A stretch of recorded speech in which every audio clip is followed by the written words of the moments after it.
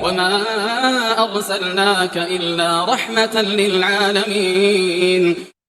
Kemudian anjuran menikah dan penekanan atasnya. Nabi SAW mengatakan, Al-Quran, Allah Subhanahu wa taala berfirman, wa ankihul ayyama minkum wassolihina min ibadikum wa imaikum. Dan nikahkanlah wanita-wanita sendirian di antara kalian. Ya. Wassolihina, dan orang-orang soleh di antara hamba-hamba lelaki dan min ibadikum wa imaikum, di antara hamba-hamba laki-laki dan hamba-hamba perempuan kalian. Ada kelanjutannya, yang kelanjutan ini banyak dilupakan orang. In kuntum fuqara yughnihimullah min fadli. Kalau mereka itu miskin, nih wanita-wanita sendirian ini miskin, orang-orang soleh laki-lakinya miskin, perempuannya miskin, maka Allah akan cukupkan, Allah akan kayakan. Ya, jadi apa poinnya? Poinnya adalah ayat ini menjadi perintah untuk segera menikah dan nggak usah takut miskin. Bahkan ketika kita miskin, Allah berjanji. Sekali lagi, Allah ketika berjanji, dalam ayat yang lain dikatakan, innallaha la yukhliful mi'ad. Allah tuh nggak akan mengingkari janji, gitu kan. Nah, maka ketika Allah berjanji, ya sambut janjinya itu dengan kamu nikah. Maka ketika kamu nggak punya, miskin, yang penting mau ikhtiar ya, bukan kemudian aku pengangguran nikah terus dia nggak ngapa-ngapain, cuma tidur aja lontang-lantung kesana kemari main nongkrong gitu ya. Ini nggak benar juga. Maksudnya tuh ketika Anda memulai rumah tangga ya kan, dengan tidak memiliki harta yang banyak, seadanya, bahkan mungkin nggak punya kerjaan, tapi setelah menikah kamu fight nyari kerjaan, kamu fight dagang, kamu fight apa namanya berikhtiar, entah apa aja, bertani apa, berternak apa gitu kan, maka insya Allah itu pasti Allah akan cukupkan. Yughnihimullah min fadli. Allah akan berikan rezeki yang mencukupi kalian dari sisinya. Gitu. Rumusnya kayak gitu. Tapi kalau wah ini Allah akan kayakan, ya aku tak nikah, tapi habis itu dia cuma tidur lontang lantung, dundang dundung, ngalor ngidul, pakai sarung, tapi nggak ngapa-ngapain gitu kan. Nah, suruh kerja nggak mau, suruh ke sawah nggak mau, suruh melihara kambing nggak mau, suruh melihara ayam nggak mau, suruh jualan bakso nggak mau, suruh jualan pakaian nggak mau, semuanya nggak mau. Dia cuma pengen di rumah, makan, tidur, ngopi, makan, tidur, ngopi, kawin. Nah, udah, kalau itu yang terjadi ya tentu kehidupan yang sempit itu akan terus ada. Ya, jadi gitu ya rumusnya ya. Ingat, Nabi Musa alaihi salam ketika terdesak ya toh oleh Fir'aun di pinggir lautan, beliau tetap diperintahkan untuk mengetukkan tongkat. Baru kemudian Allah turunkan pertolongan di belahnya lautan, gitu kan. Ini menunjukkan bahwasanya manusia, Allah itu mampu berbuat apapun sekehendak Allah, itu. Tapi ternyata Allah memberikan contoh bahwasanya manusia itu harus melakukan ikhtiar dulu. Baru pertolongan itu datang. Jadi jangan kemudian kamu ngimpi, ya toh, duit jatuh dari langit. Allah sanggup menjatuhkan itu dari langit. Allah sanggup memunculkan sebatang emas, sebongkah emas dari halaman rumah kalian. Sanggup, bisa gitu.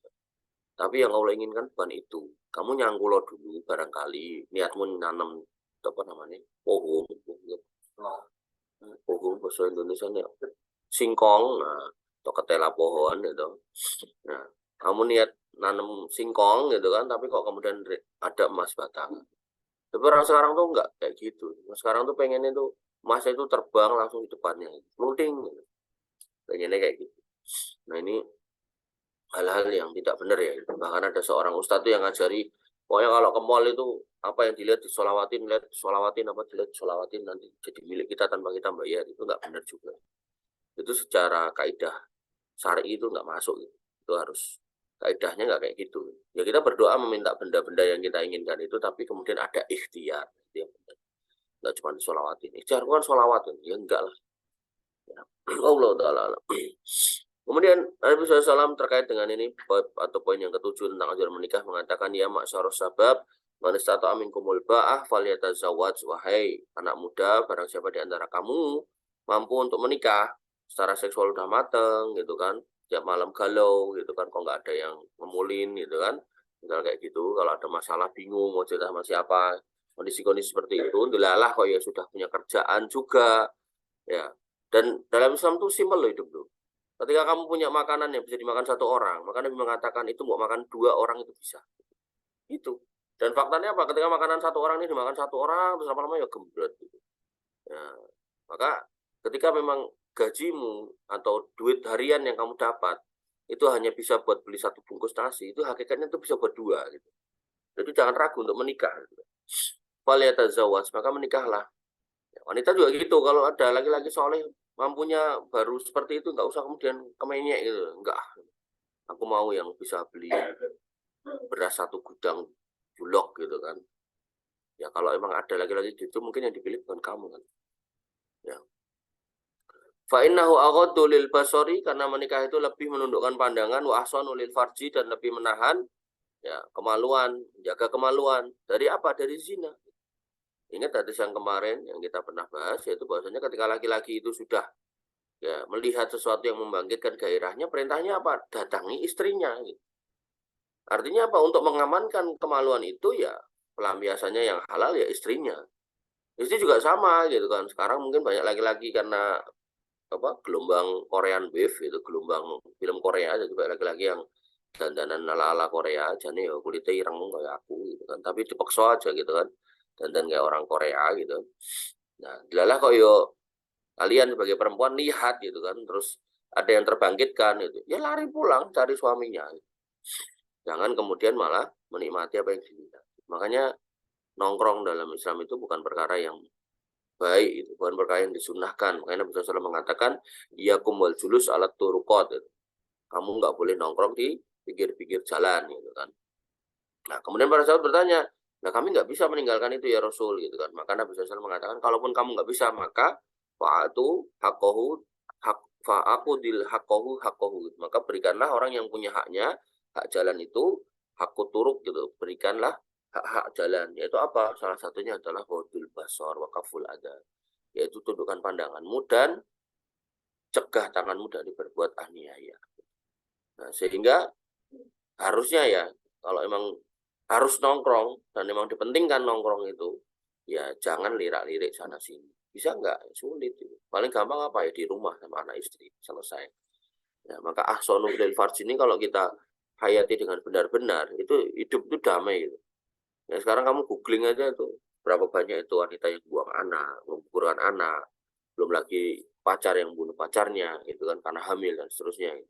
Maka semua bentuk kerusakan itu hakikatnya ya perbuatan kita sendiri, sebagaimana firman Allah Subhanahu wa taala, ya apa yang terjadi sama kamu bimaka sahabat aidinas adalah karena ya kelakuan kamu sendiri gitu, kelakuan kita sendiri gitu.